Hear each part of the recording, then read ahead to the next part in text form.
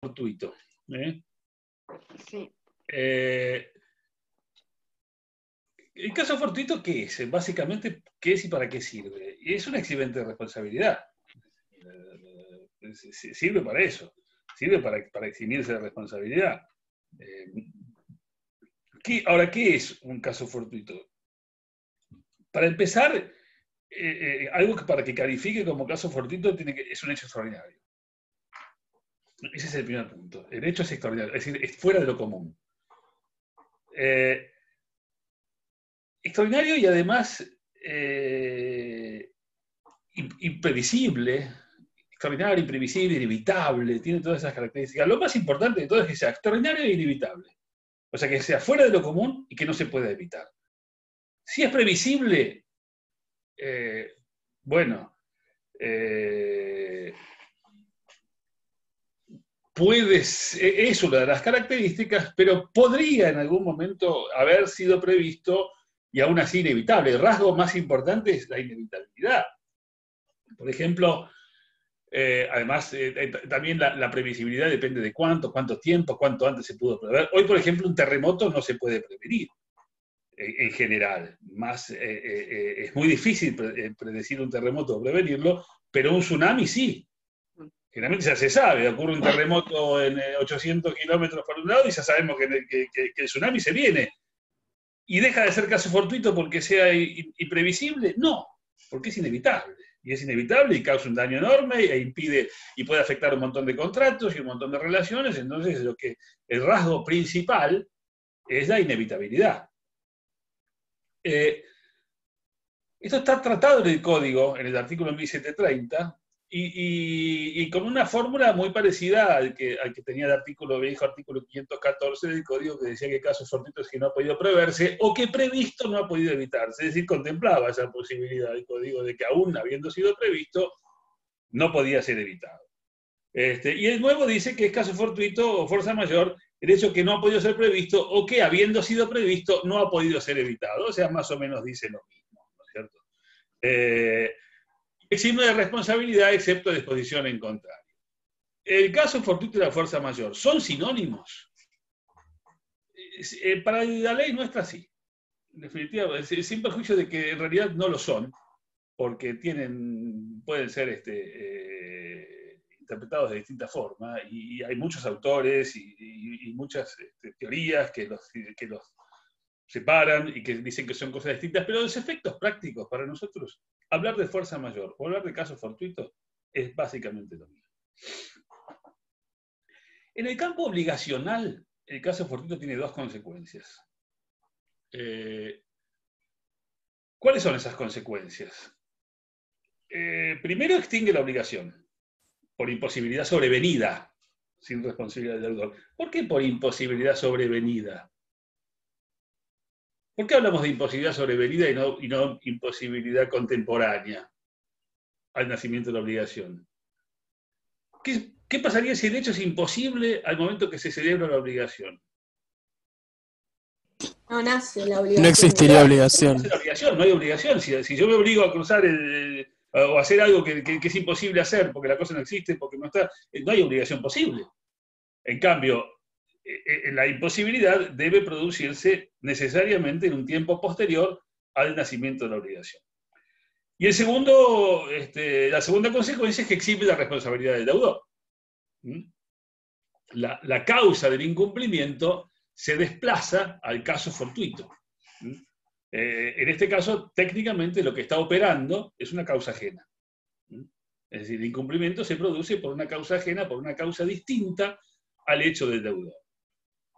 Y en el ámbito extracontractual, que es algo que ustedes van a ver cuando vean sobre todo la materia de daños, que todas están viendo ahora, en el ámbito extracontractual exime al responsable porque rompe el nexo causal.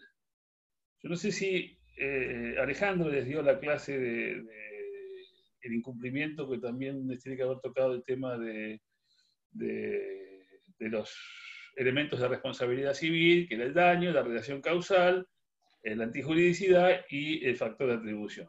Bueno, en este caso la relación causal, ¿qué es la relación de causa-efecto? Una cosa es decir, un hecho es la causa de un determinado perjuicio, por ejemplo, o un determinado daño. Bueno, en este caso, el caso fortuito lo que hace es desviar la acción, romper ese nexo causal. El daño se produce por una cosa diferente de la actividad del deudor. Por eso rompe el nexo causal y esa es la característica principal. En el caso del contrato, lo que hace es producir una situación de generar la imposibilidad de cumplimiento. En este caso, no es que genere una imposibilidad de incumplimiento, porque estamos hablando de una cosa diferente, estamos hablando de algo que nace, de una obligación que nace por otro motivo, no por un contrato. Entonces, en ese caso, digamos que lo que produce el daño es algo diferente a la actividad del sindicado como responsable. En cuanto a lo que les decía respecto a las diferencias entre caso fortuito y fuerza mayor, si bien para el código es lo mismo, la doctrina siempre se preguntó si eran o no eran la misma cosa. El código sigue la idea de que son conceptos equivalentes, el código de Vélez también decía más de lo mismo, pero este código lo dice expresamente, que cuando se habla de caso fortuito y fuerza mayor son lo mismo. Y la doctrina que ha encontrado diferencias, ¿qué dicen? Y por ejemplo, algunos dicen, como el caso de Salvat, Gali, Busso, Lafaille, etcétera, dicen que el caso fortuito son los hechos de la naturaleza y la fuerza mayor son hechos del hombre. ¿Cuáles pueden ser hechos de la naturaleza? Terremotos, maremotos, tsunamis, tormentas, sequías, etc. Y hechos del hombre, robos, leyes, lo que se llamaba el hecho del príncipe, que el príncipe antes era elegir, reunía todos los atributos del poder público. Por eso se lo llamaba por eso era el hecho del príncipe. ¿Y a qué nos referimos con el hecho del príncipe? Y, por ejemplo, yo me comprometo a venderte mi casa y resulta que viene una ley que ordena la expropiación de mi casa. No puedo cumplir. ¿Por qué? Y porque la han expropiado. Ese es un hecho del príncipe. Acá el príncipe es el Congreso, en ese caso, porque es el único que puede disponer una expropiación. Entonces, la fuerza mayor serían los hechos del hombre. En este caso, el gobierno, por ejemplo. Otros dicen que el hecho es imprevisible y la fuerza mayor es inevitable. El caso fortuito sería hecho imprevisible y la fuerza mayor inevitable. Otros dicen que el caso fortuito es el hecho imprevisible para un deudor común y la fuerza mayor es imprevisible o insuperable para todos. Otros hablan de que el caso fortuito concierne aspectos internos de la relación obligacional, en cambio la fuerza mayor siempre es exterior, es el caso de la teoría de Exner, que después vamos a ver, que fue un profesor austríaco que hizo una tesis doctoral respecto del tema, que al principio en algunos casos se le dio más o menos importancia y ahora realmente de alguna forma se lo ha revalorizado porque ha tirado conceptos bastante interesantes e importantes para definir esta figura, ¿no es cierto? ¿Cuáles son los caracteres en este sentido del caso fortuito? Y muchos de estos se lo atribuyen a la teoría de Exner. Bueno, el primer carácter es que sea imprevisible. Yo se los digo, después los analizamos. Es imprevisible, inevitable, actual, ajeno al presunto responsable y extraño al riesgo o vicio de la cosa, o de la actividad desarrollada. Vamos a ver uno por uno. Imprevisible, bueno, eso objetivamente, según la experiencia de vida, según el curso natural y ordinario de las cosas. La previsibilidad guarda estricta armonía con el concepto de la causalidad adecuada, que es un concepto que van a ver cuando vean bien el tema de la... ¿cómo se llama? De la relación causal. Que desde luego acá lo ven apenas, lo van a ver mucho más a fondo en el tema de daños, pero la causalidad adecuada tiene que ver de alguna forma con el curso natural y ordinario de las cosas, lo que resulta adecuado para el hombre común, lo que resulta normal y ordinario. Bueno, entonces es esa previsibilidad, es una suerte de previsibilidad objetiva. Es decir, debe estar presidida por parámetros de responsabilidad, lo que cualquier persona normal puede entender previsible o no previsible. Bueno, esa es la llamada imprevisibilidad, ¿no es cierto? Para apreciar esa previsibilidad tenemos que tener en cuenta lo razonable. Es decir, además, quienes deben actuar con mayor cuidado y previsión posiblemente sean, no es lo mismo la previsibilidad objetiva para un experto, para un médico, que la previsibilidad objetiva, por ejemplo, para un hombre común, en casos de enfermedades o cosas por el estilo. Inevitable o irresistible, ese es el carácter más importante del caso fortuito, ¿no es cierto? Además de extraordinario, inevitable. Hay una nota del artículo 514 viejo del código que menciona el río que se sale de un cauce, los terremotos, los temblores de tierra, tempestades, incendios, guerras, etcétera, son todos causas inevitables, ¿no es cierto? Que es el rasgo más decisivo, es el rasgo más importante del tema del caso fortuito, justamente es la inevitabilidad. Hoy tenemos un caso concreto, lo estamos viviendo.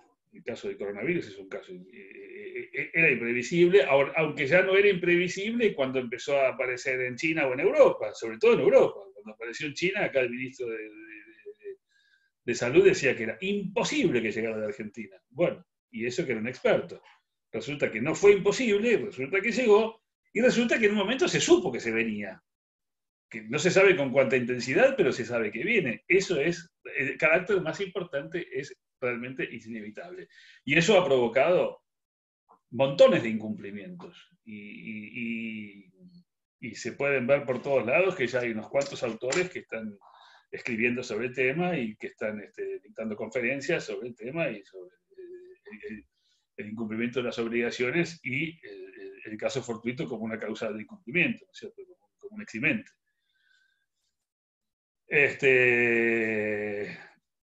Igual que un tsunami, por más que lo puedas prever, es inevitable. Bueno, eso fue más o menos una especie de tsunami chiquitito, pero tsunami al fin. Debe ser actual. ¿Qué es eso actual? Debe tener una incidencia en el momento en que se lo vas a valer. Es una actualidad lógica, no una actualidad cronológica. Se debe asociar este concepto con certidumbre de evento, es decir, se sabe que va a ocurrir, no importa que esté ocurriendo ahora, se sabe que va a pasar.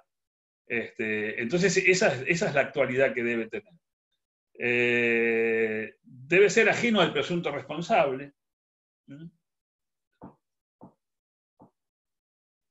Por ejemplo, esto tiene que ver de alguna forma también con la tesis de Exner, que es muy interesante en este sentido, para hablar de la ajenidad del caso fortuito. ¿Por qué ajeno?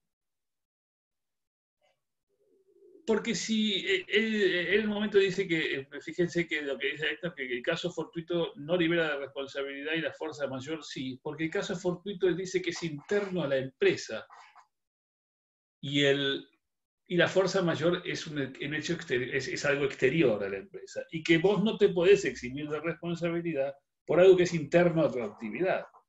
Cuando se habla de empresa es en el sentido figurado, ¿no es cierto? Es interno a la actividad del presunto dañador.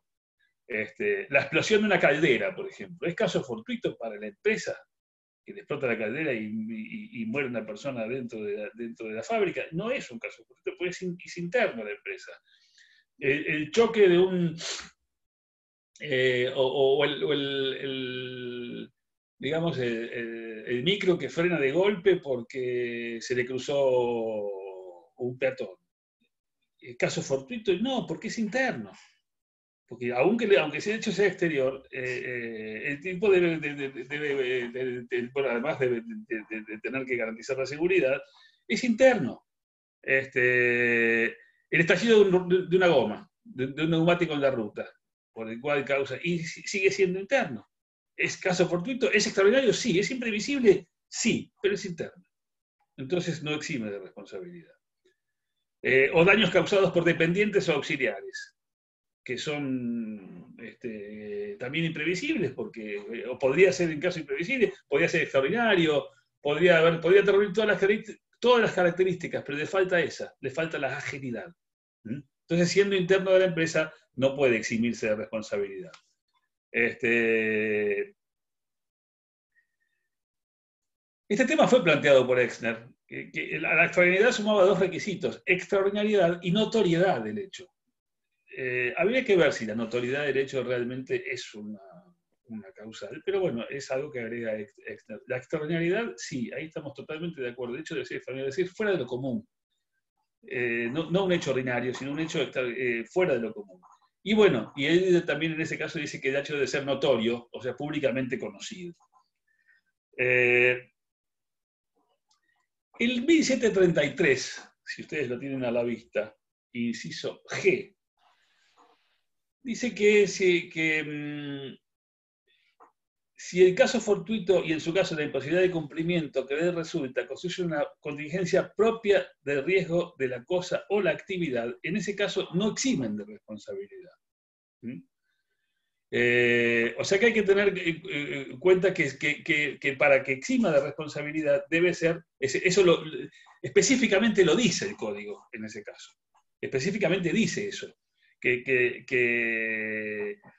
que no exime si eso es que en los casos, en 1733, en los casos en que no hay eximento de responsabilidad, esperen que voy a buscar el código que lo tengo aquí en la máquina. El 1733, fíjense que ese artículo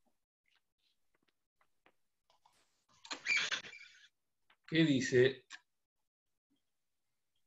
que aunque ocurra el caso fortuito de la imposibilidad de cumplimiento, el deudor es responsable de los siguientes casos. Bueno, y trae varios, y entre varios, de alguna forma colecta esto que decía Héctor, si el caso fortuito y en su caso la imposibilidad de cumplimiento que de él resulta, constituyen una contingencia propia del riesgo de la cosa o la actividad. En ese caso, el caso fortuito no libera de responsabilidad. Lo tienen también, por ejemplo, en el artículo 1413, cuando habla, de las cajas de seguridad, del contrato de caja de seguridad bancaria, cuando dice: el prestador de la caja de seguridad responde frente al usuario por la idoneidad de la custodia de los locales, la integridad de las cajas y el contenido de ellas conforme con lo pactado y las expectativas creadas en el usuario. No responde por caso fortuito externo a su actividad, ni por vicio propio de las cosas guardadas, pero sí responde por caso fortuito interno. Es decir, no responde por caso fortuito externo. Aclara perfectamente, y en este caso vuelve a tomar de alguna forma la tesis de Exner. No responde por caso fortuito externo. Lo mismo en el 1376, que es el contrato de depósito. Fíjense que dice: los propietarios de casas de depósito son responsables de la conservación de las cosas allí depositadas, excepto que prueben que la pérdida, la disminución o la avería ha derivado de la naturaleza de dichas cosas, o de vicio propio de ellas, o de los de su embalaje, o de caso fortuito externo a su actividad. Otra vez vuelve a traer el tema de la exterioridad. En la ley de riesgos del trabajo, también, los accidentes de trabajo y las enfermedades profesionales que son causadas por fuerza mayor o extraña al trabajo, en ese caso no habría responsabilidad. En fin, como ven, el tema de la extraneidad,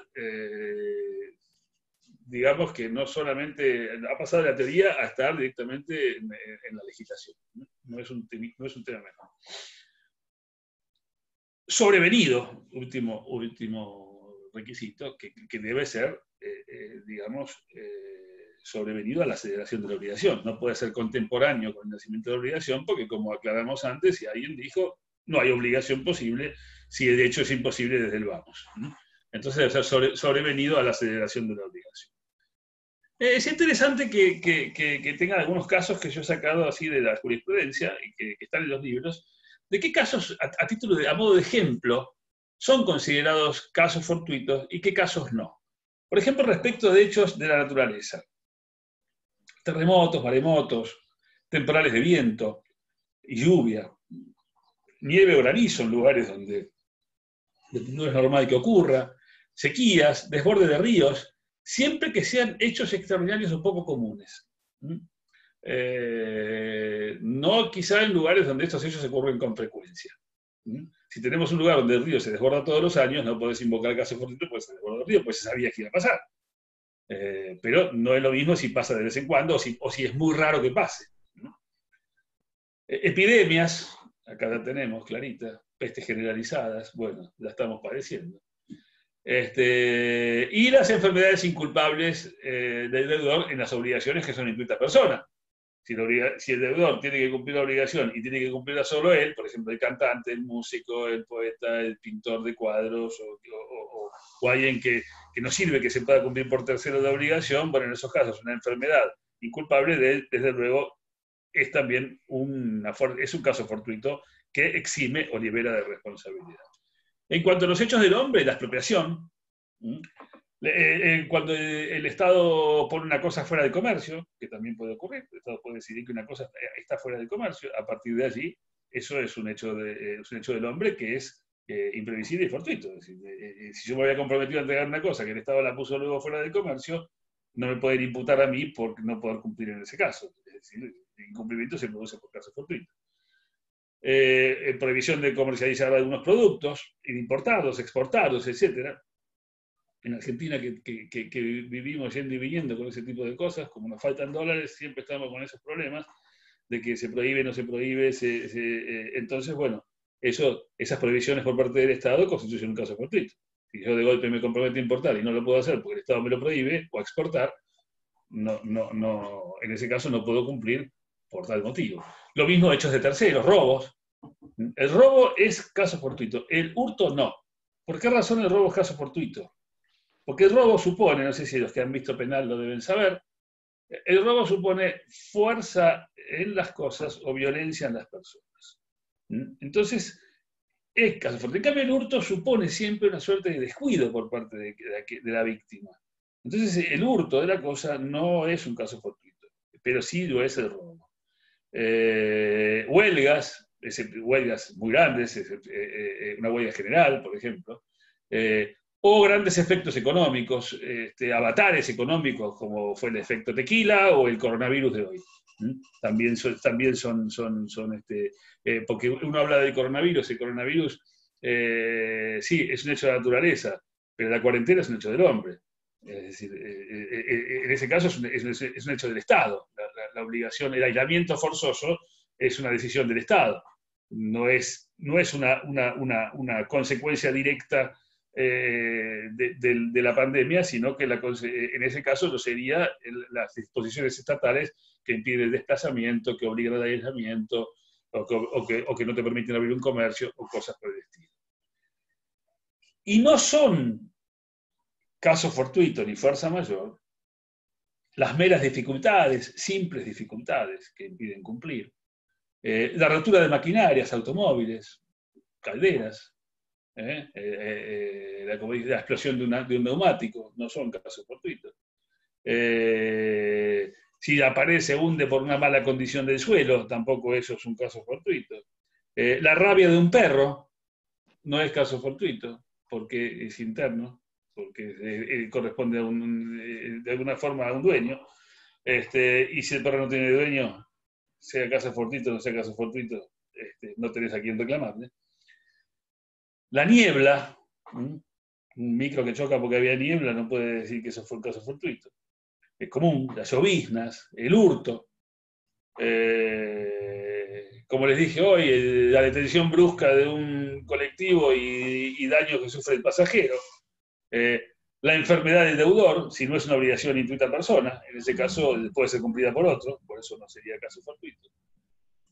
Un tema interesante, las infecciones nosocomiales. ¿Saben lo que es una infección nosocomial? Son las enfermedades que ocurren, son las infecciones que ocurren, son los llamados virus hospitalarios, que es uno de los grandes temores de la medicina actual, y he escuchado a alguno que otro médico que van a ser los grandes temores de la medicina del futuro, que es la posibilidad de agarrarse una infección cuando te van a operar por cualquier otra cosa, o te intervienen por una cosa y resulta que puede llegar a ser peor el remedio que la enfermedad. Bueno, en esos casos la infección nosocomial no es considerada un caso fortuito. Por lo tanto, en muchos casos puede traer aparejada la responsabilidad de las clínicas o del nosocomio. Y lo mismo el robo de valores en la caja de seguridad. No es un caso fortuito si a una persona le roban sus valores. Es decir, el banco no puede invocar caso fortuito en ese caso, salvo, como vimos en ese caso, cuando el hecho es exterior. Esta solución, bueno, La solución, por ejemplo, podría darse por la solución convencional del caso fortuito. Es decir, que ¿está permitido o no está permitido? ¿Es válida una cláusula en la que dice que una parte asume los riesgos de un caso fortuito? Sí, es válida. En principio es como un pacto de garantía. Es que uno hace como unas veces de asegurador, ¿no es cierto?, de uno de los contratantes, de que en caso de que ocurra cualquier evento que sea impredecible, inevitable, exterior y que reúna todas las características del caso fortuito, igualmente no va a eximir de responsabilidad a la empresa. Esa cláusula es válida. En todo tipo de contratos, bueno, acá podemos entrar a discutir. En los contratos paritarios no hay duda. ¿Qué es un contrato paritario? ¿Qué les parece que es un contrato paritario? Entre partes. ¿Cómo? Entre partes. No, porque si yo firmo un contrato con Claro o con Ardiñas, es un contrato que está entre partes, pero no es paritario. ¿Por qué? ¿Qué le falta para que sea paritario? Igualdad. Y algo parecido, que estemos, por lo menos que estemos sentados al mismo nivel en la mesa, ¿cierto? No que yo esté acá abajo y el otro está allá arriba. Claro. O sea, un contrato paritario es un contrato que de alguna forma se negocia de igual a igual, y vos podés negociar cláusula por cláusula. No es lo mismo que un contrato, que un contrato de adhesión. Eso es, digamos que en la clasificación de contratos que el nuevo código mantiene de alguna forma respecto del viejo código, hay una clasificación primaria que debería estar siempre, ¿no?, que es paritarios o de adhesión, o con cláusulas predispuestas. Cuando vos vas a comprar un teléfono, no decís, bueno, ¿a usted cómo le gustaría? Mire, las cláusulas son estas, si le gusta bien, si no le gusta, vamos a otro lado. Bueno, entonces, en el contrato paritario de asunción de caso fortuito, sí, claro que es válida. Pero en un contrato de adhesión, y mucho menos en los contratos de consumo, y no, habría que ver. Porque si la cláusula de la asunción del caso fortuito la pone el predisponente contra la otra parte, obviamente esa cláusula no vale. Por eso tenemos que distinguir en ese caso. El código lo tiene en el 1733, que dice que la responsabilidad por caso fortuito, a ver, que eso lo habíamos visto hoy, 1733,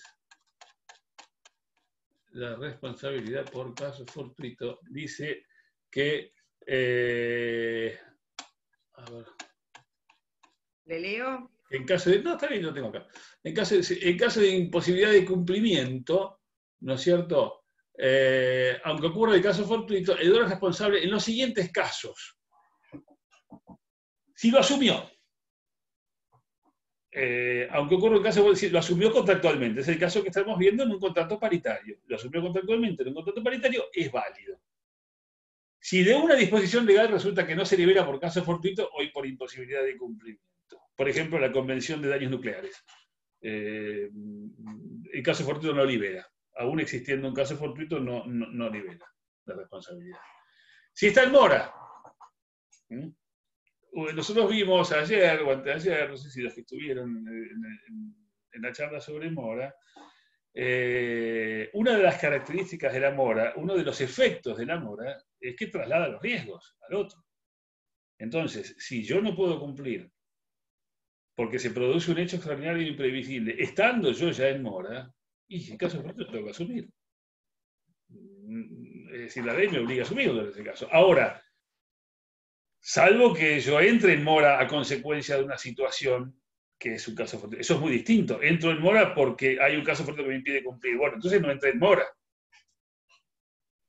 Y también está el caso de la mora irrelevante, que lo dice acá este código. Si está en mora, a no ser que ésta sea indiferente para la producción del caso fortuito de imposibilidad de cumplimiento, que es el caso de la mora irrelevante. Si yo provoqué la cosa, hubiera, como decía el viejo código, si el que asumió el caso prueba que la cosa hubiere perecido igualmente en poder del acreedor. Bueno, en ese caso es llamado caso fortuito irrelevante. Si no, es el caso de la perpetuidad de obligaciones. Voy a estar siempre obligado por no haber, por estar en mora. Y voy a asumir todos los riesgos. Si el caso fortuito de imposibilidad de cumplimiento sobreviene por su culpa, lo mismo. O sea, si por culpa del deudor ocurre luego un hecho extraordinario que, después, que va a producir el incumplimiento, pero de alguna forma hubo culpa del deudor en la incidencia de esto. Si el caso fortuito o la imposibilidad de cumplimiento constituye una contingencia propia del riesgo de la cosa o la actividad. Esto también hay que tenerlo en cuenta, porque a veces en los contratos, sobre todo los contratos aleatorios, donde una de las partes asume un riesgo determinado. Por ejemplo, el caso de un seguro. La compañía de seguros me asegura a mí una cosa y después dice, no, pero esto era un hecho imprevisible que te podía ocurrir algo así. Bueno, pero justamente vos estás tomando los riesgos de la contingencia propia de tu actividad, justamente estás asegurando riesgos, sean previsibles o no lo sean. En cuyo caso no podría eximirse de responsabilidad de eso porque es un riesgo propio de la actividad. Y finalmente, si está obligado a restituir como consecuencia de un hecho ilícito. Me robé algo, obviamente tengo que restituirlo, y después esa cosa se pierde por caso fortuito. No puedo decir, no puedo entregar porque la cosa se perdió, porque la cosa me la robé. Entonces, si estoy obligado a restituir por causa de un hecho ilícito, no puedo después agregar caso fortuito y que no puedo cumplir por eso. Es decir, va contrario a la lógica, va contrario también a la moral y buenas costumbres y a todo lo que uno se le puede ocurrir. Y es lógico y es muy razonable que haya una cláusula como esta. Bueno, ¿hay alguna duda sobre el tema del caso fortuito? ¿Algo que quieran profundizar? Algo que no me parece un tema muy difícil, si no, pasamos a la imposibilidad sobrevenida de la prestación, que son los artículos 955 y 956, que están íntimamente vinculados con el tema del caso fortuito. Porque muchas veces el caso fortuito lo que produce justamente y sobre todo en el ámbito contractual es la imposibilidad de cumplimiento por la pérdida de la cosa. Y esto está legislado en los artículos 955 y 956 del Código. Se critica estos artículos por superflua y extrema obviedad, y que como que se limita a ser una mera descripción de una elemental aplicación del caso fortuito. La imposibilidad, dice, tiene que ser sobrevenida, eso está claro. Fíjense que lo que dice el artículo 955, vamos a tenerlo a la vista. El 955 dice, trae como título, son dos artículos nuevos, imposibilidad de cumplimiento, dice definición. La imposibilidad sobrevenida objetiva, absoluta y definitiva de la prestación producida por caso de fuerza mayor extingue la obligación sin responsabilidad. Bueno, sobrevenida, ya lo vimos. No puede ser contemporánea al momento del nacimiento de la obligación. ¿Por qué? Porque si no hay obligación válida. Ahora, esa imposibilidad puede ser material o legal. Como dijimos, no puedo entregar el inmueble porque o lo pusieron fuera del comercio o lo declararon de utilidad pública y me fue expropiado. En ese caso hay una imposibilidad legal. ¿Y la imposibilidad moral está contemplada? No está contemplada, habría que ver en el caso fortuito, en el caso concreto, si la imposibilidad moral de cumplimiento puede calificar o no como caso fortuito. Por ejemplo, hay cantante que tiene que dar un recital y ha tenido una desgracia familiar el día anterior espantosa. Entonces uno dice, ¿está justificado ese hombre para no venir a cantar o no lo está? Porque no es una imposibilidad física, no es una imposibilidad legal, pero sí es una imposibilidad moral, de alguna forma. Entonces, bueno, yo creo que el buen sentido común indicaría que en ese caso estaría exento. Pero bueno, es un tema opinable. Objetiva. Cuando el impedimento se relaciona a la prestación, en sí misma considerada, ¿no es cierto? Y es subjetiva cuando concierne a las condiciones personales o patrimoniales propias del deudor.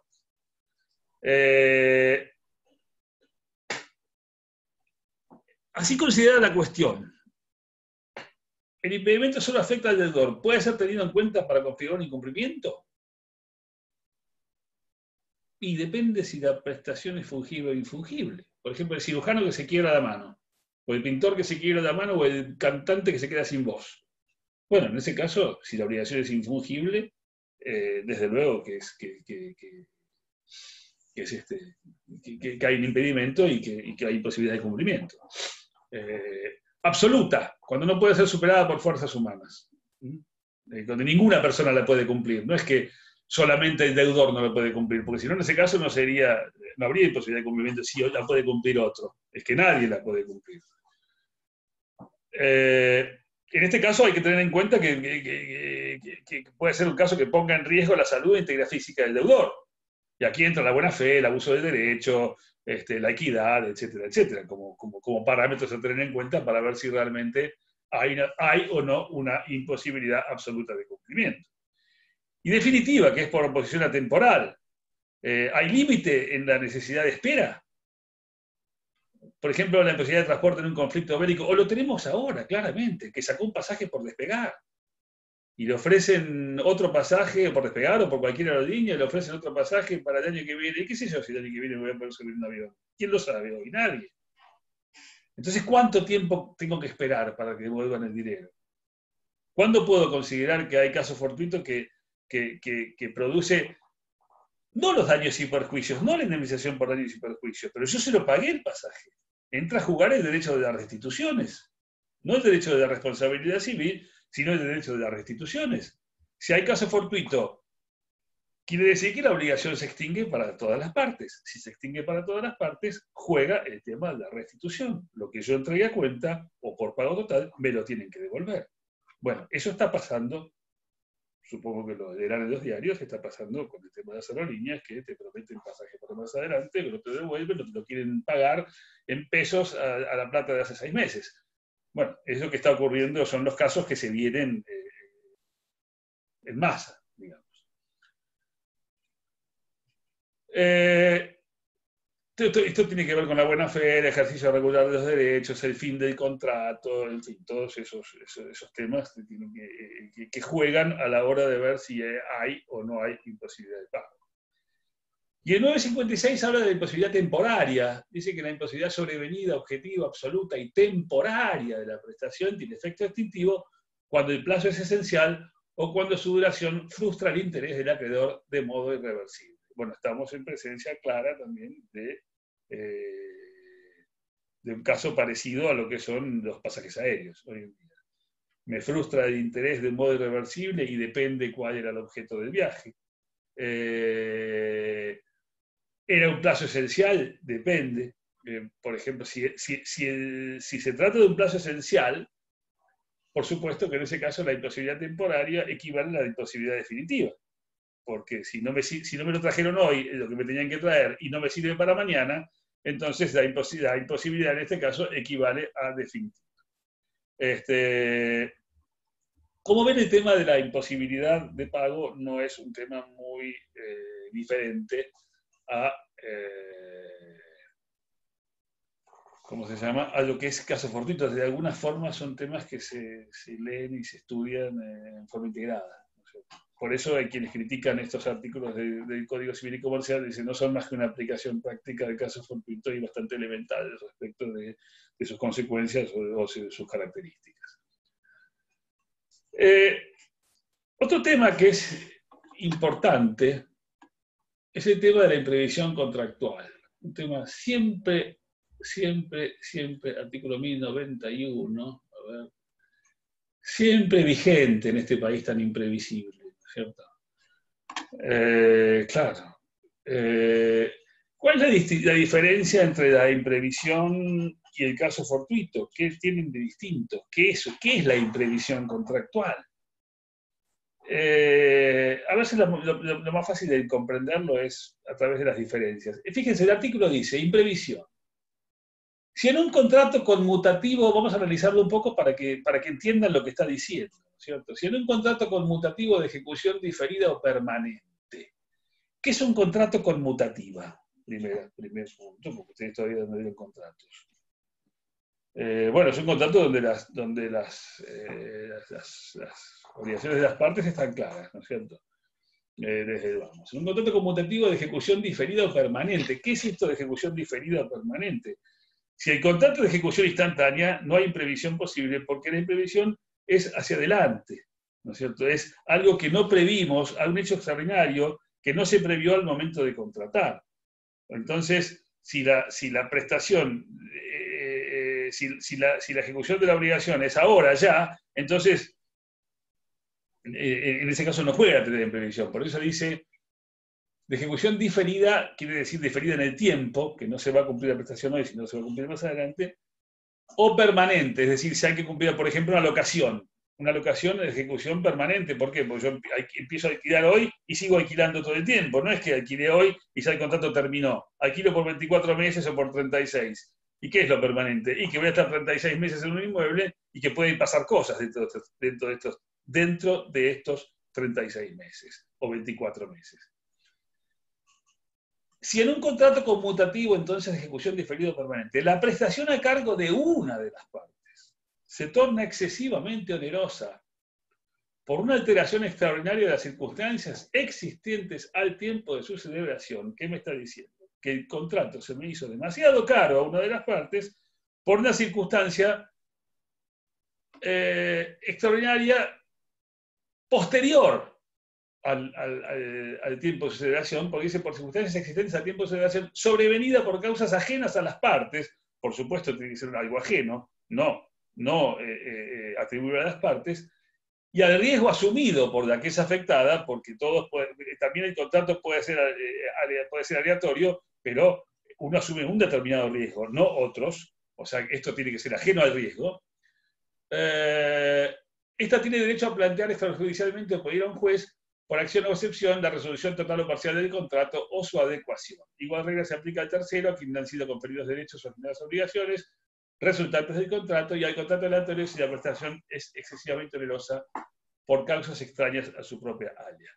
Bueno, si después leyendo un poquitito del tema y posiblemente entiendan o puedan comprender bien qué es lo que está diciendo este artículo, ¿no es cierto? ¿Qué lo diferencia? Esto tiene semejanzas con otras instituciones. Por ejemplo, la lesión. ¿Recuerdan ustedes la institución de la lesión en Civil 1? ¿La lesión qué era? Era cuando una de las partes se aprovecha de las circunstancias de otra. ¿Y se aprovecha de qué? De su debilidad psíquica, de su inexperiencia, de su necesidad. Entonces, ese tipo se aprovecha y obtiene ventajas desproporcionadas, abusando del derecho. O sea que fíjense que en la lesión tiene que haber, al tiempo de la celebración del acto, tiene que haber determinadas cosas como, por ejemplo, un abuso, un aprovechamiento, cosas que no están en la imprevisión. En principio no hay, cuando uno celebra un contrato, ese contrato no es, no está mal en principio porque, bueno, en el momento en que se celebró el contrato, las condiciones objetivas estaban bien para que se cumpliera. Ocurre que por una alteración de las circunstancias sobrevenidas, las cosas cambiaron. Cambiaron las bases del negocio, se alteraron las bases del negocio, por eso también se la llama teoría de la alteración de las bases del negocio o teoría de la lesión sobrevenida. Ahora, ¿qué pasa? ¿Qué diferencia hay con la lesión? Y acá no hay un abuso inicial, no requiere un abuso inicial, ni requiere un aprovechamiento de las circunstancias. Simplemente que el aprovechamiento es posterior. ¿Por qué? Porque a una de las partes beneficia enormemente esta situación y a otra la perjudica. Y el que beneficia no quiere alterar las cosas. Dice, bueno, está firmado, está pactado, entonces me lo tenés que cumplir. Sí, bueno, pero esto no era lo previsto. Acá las cosas cambiaron. Bueno, esta teoría de previsión fue incorporada a la ley argentina en el año 68. Hasta antes no existía. Hasta antes del 68, personas mayores capaces firmaron el contrato, las circunstancias se alteraron, joderse. Esa era la tónica en ese momento. Esas cosas cambiaron mucho. Ahora,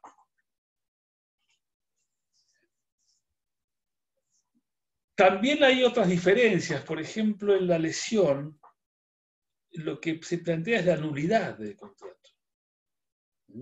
Cuando el tipo se avivó y le compró a la viejita la casa y se la pagó de 5 veces menos de lo que vale, porque la mujer no sabía, no tenía idea, o estaba desesperado, lo que fuese. En ese caso, ¿cuál es la sanción? La sanción es la nulidad de la operación. En el caso de la imprevisión, la sanción no es la nulidad. La sanción es la resolución o la readecuación del contrato. Y nunca esa resolución alcanza a los efectos ya cumplidos de la obligación. Esa resolución va a alcanzar a efectos por cumplirse, pero no a efectos cumplidos. Bueno, esa es una de las, otra de las características importantes de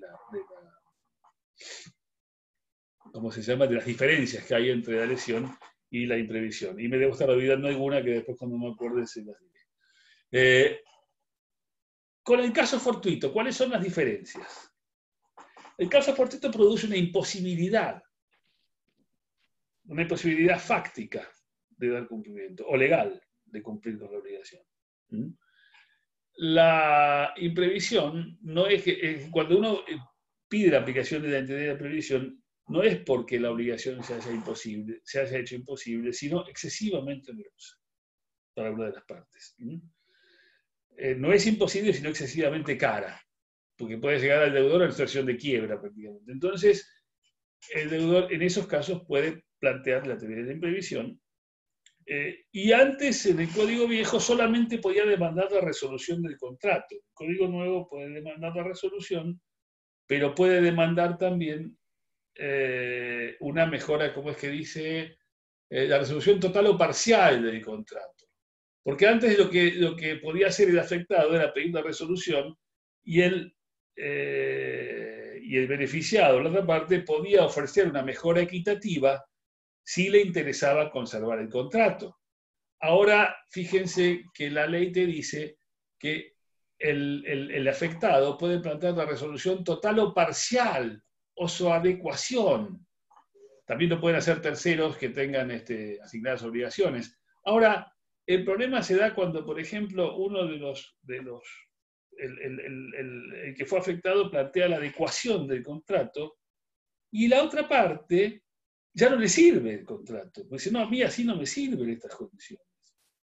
Y eso no está previsto en la ley.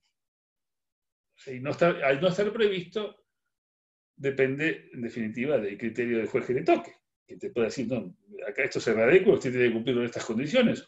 Pero yo también podría decir, se readecua, pero yo en estas condiciones no estoy dispuesto a cumplir. Bueno, eso es un agujero en la legislación que no sabemos para qué lado puede salir.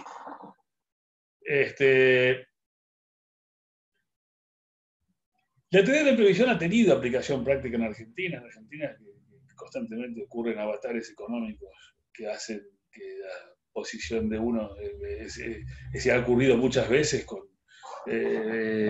ejemplo, en temas de inflación, ¿no es cierto? En temas de inflación ha pasado muchas veces.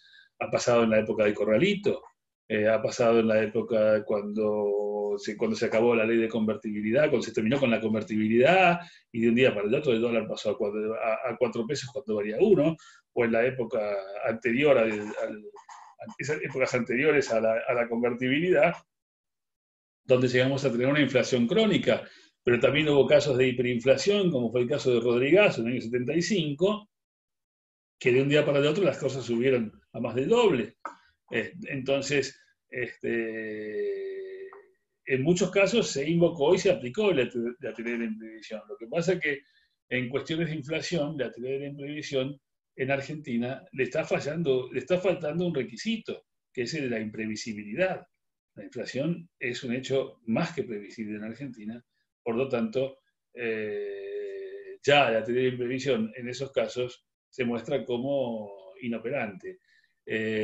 Sí puede ser utilizada en estos casos ahora, por ejemplo, con lo que está pasando, se puede utilizar la teoría de imprevisión para eximirse de las responsabilidades de un incumplimiento, tanto en la teoría de la imprevisión como en el caso fortuito. Depende si la prestación se hizo imposible o se hizo muy onerosa para una de las partes. Va a depender de esa situación. Y uno de los temas interesantes para terminar con esto de la teoría de imprevisión Otra de las cosas respecto de casos fortuitos, la actividad de imprevisión se aplica solamente respecto de contratos, no cuando la fuente de la obligación es extracontractual. En ese caso es un marco ajeno a la teoría de imprevisión. En cambio, el caso fortuito sí se aplica tanto en las obligaciones que vienen de contratos como en las que vienen, cuya fuente es la vía quiliana, mejor dicho, es decir, el hecho que no viene derivado de un contrato o de una vinculación lícita previa.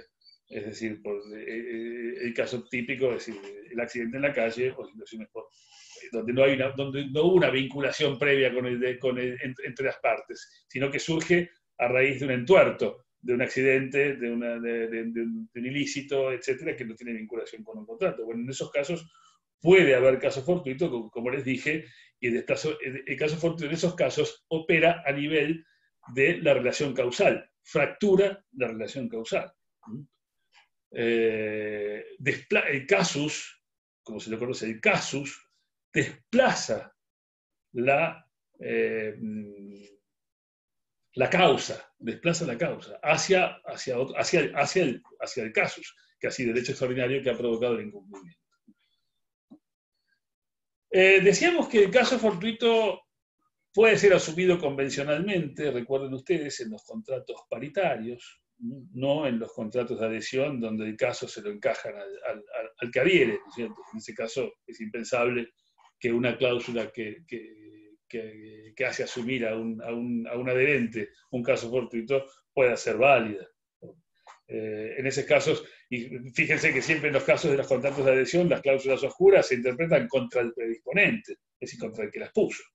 O sea, nunca podría ser interpretada contra el adherente. Y la teoría de la imprevisión puede ser asumida, puede ser renunciada, mejor dicho, puede renunciar una parte a asumir la teoría de la imprevisión. Bueno, es un tema discutido. En general, yo no estoy de acuerdo, pero en general, pero hay autores que sí, que entienden que puede ser asumida la teoría de la imprevisión en los contratos paritarios. ¿No es cierto? Que uno puede asumir todas las vicisitudes que pudieran cumplirse, sean ordinarias, extraordinarias, etcétera, y en ese caso obligarse a cumplir igual con la prestación.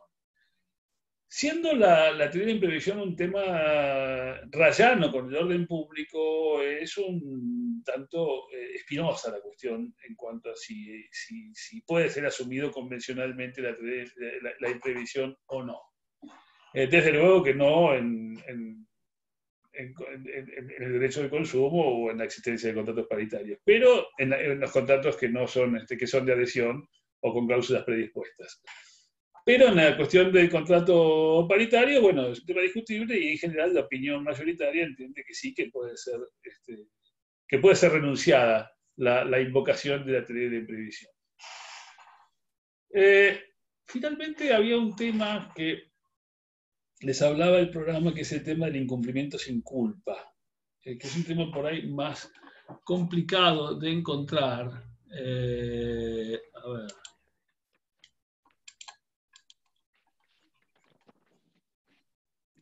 A ver una cosita. ¿Qué es esto del incumplimiento sin culpa? Esto tiene que ver justamente con lo que venimos hablando de lo que es el caso fortuito y la culpa, ¿no es cierto? A ver. Esperen que se me fue la imagen.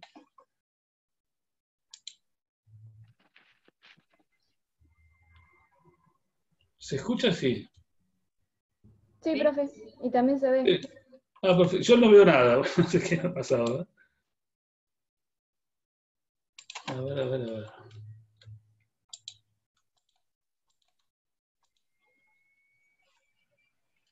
A ver acá. Ahí está. Ahí lo recuperé. Bueno, en el caso del incumplimiento sin culpa. Sí, el incumplimiento sin culpa.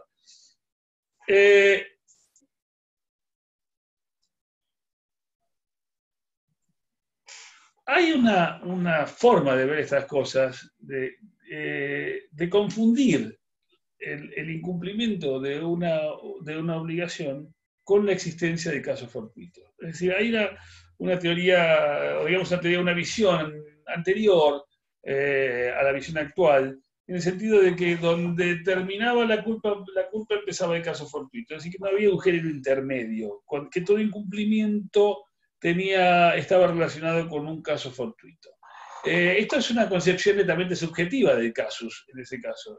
Sería que cuando no se puede, cuando no hay posibilidad de cumplir, o cuando el cumplimiento es imputable al deudor por dolo culpa, estamos ya en el terreno del caso fortuito. Y esto en realidad no es así. El incumplimiento del deudor puede ocurrir por una cuestión distinta al caso fortuito. El incumplimiento del deudor puede existir simplemente porque no ha cumplido la obligación y no hay dolo ni culpa de su parte. Eso no significa necesariamente que haya un hecho extraordinario que le impidió cumplir. El incumplimiento puede darse simplemente por algo que le ha impedido cumplir, o por una... puede haber puesto toda la diligencia posible y aún así no ha podido cumplir con la obligación. Eso no es necesariamente caso fortuito. Entonces, por eso el proyecto del 87, que fue un proyecto de reforma del Código Civil de Vélez Arfield, introdujo en el artículo 514 la figura del incumplimiento sin culpa, que era un tercer género entre la culpa probada y el casus. Fíjense, por ejemplo, en las obligaciones de resultado. En las obligaciones de resultado, el deudor que no cumple la obligación, no la cumple porque no consigue el resultado prometido. Y esa falta de cumplimiento del deudor, ¿es por culpa o no es por culpa? Y no importa. No tiene incidencia, no tiene importancia si es culpa o no es culpa. Esa falta de cumplimiento es porque no cumplió, porque no llegó al resultado que tenía que dar. Y como la responsabilidad en este caso es objetiva, quiere decir que prescinde de la noción de culpabilidad. Al ser objetiva la responsabilidad, constatado el incumplimiento, hay responsabilidad directamente. ¿Y cómo se exime el deudor en este caso? En este caso sí tiene que acreditar la existencia de un caso fortuito, pero justamente la existencia del caso fortuito, ¿para qué? Para desplazar las razones de incumplimiento, para desplazar la causa del incumplimiento. Para decir, el incumplimiento no es por un acto mío, sino que el incumplimiento es por un hecho extraordinario que me ha impedido cumplir. Bueno, en ese caso, tiene incidencia el caso fortuito, pero en las obligaciones de medios puede darse, casi que puede darse diferentes soluciones. Por ejemplo, imaginen ustedes en una operación, a una persona está haciendo una intervención quirúrgica o lo que fuese y se corta la luz en toda la ciudad. ¿Es un caso fortuito? Sí. En ese caso podríamos decir que hay un caso fortuito. Ahora, en el caso de que la operación no haya llegado a la satisfacción del interés del deudor y del acreedor o del paciente, ¿hay responsabilidad en ese caso? Bueno, podría haber incumplimiento por parte del deudor, pero podría haber incumplimiento sin culpa en este caso, porque para demostrar, para ser responsable a un profesional, en estos casos, que compromete una obligación de medios, la única forma de considerarlo responsable es acreditando su culpa. El incumplimiento sin culpa, en este caso, lo exime de responsabilidad. O sea que ahí tendríamos un tercer género entre la culpa probada y el caso fortuito. Esa es la idea de lo que ustedes tienen que tener, como que hay una tercera postura, que es el incumplimiento sin culpa, que puede generar o no responsabilidad, depende del tipo de obligación que sea. Si la obligación es una obligación de resultado, el incumplimiento con culpa o sin culpa es irrelevante. Bueno, quizá el incumplimiento con culpa podría agravar la situación en algunos casos, no en todos, pero podría agravar la situación del deudor. Pero fundamentalmente la culpa o no culpa en el incumplimiento de una obligación de resultado es absolutamente irrelevante. En cambio, la culpa o no culpa, el incumplimiento de una obligación de medios es absolutamente relevante porque la falta de culpa libera de responsabilidad. Bueno, yo creo que los temas más o menos están dados. Si quieren hacer alguna consulta, los escucho ahora, y si no, a disfrutar el fin de semana. Están los micrófonos abiertos para cualquiera que quiera hacer una consulta, y si no, aprovechar la playa que hay sol. Profe, tengo una duda con el parcial. Sí, a ver. ¿Hasta qué unidad sería el primero? Ay, el primero, a ver, ya te digo, si me esperás que entro en el... La 11 inclusive. ¿Eh? Ya te digo, Hasta dinerarias debe ser. ya te digo porque tengo el cronograma aquí.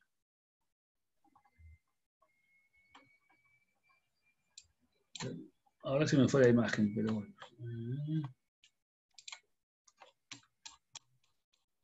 El último punto que tenemos en el programa, hoy es jueves 19, el 9 de octubre, el viernes 9, no, ese es el examen. A ver. El último punto sería obligaciones de valor, sí, dinerarias. Ahí estaríamos terminando. ¿El 9 es el parcial? Y ahí tengo notado que sí, que es el 9. La modalidad, profe, solo. No, y supongo que será escrito. Supongo que será escrito.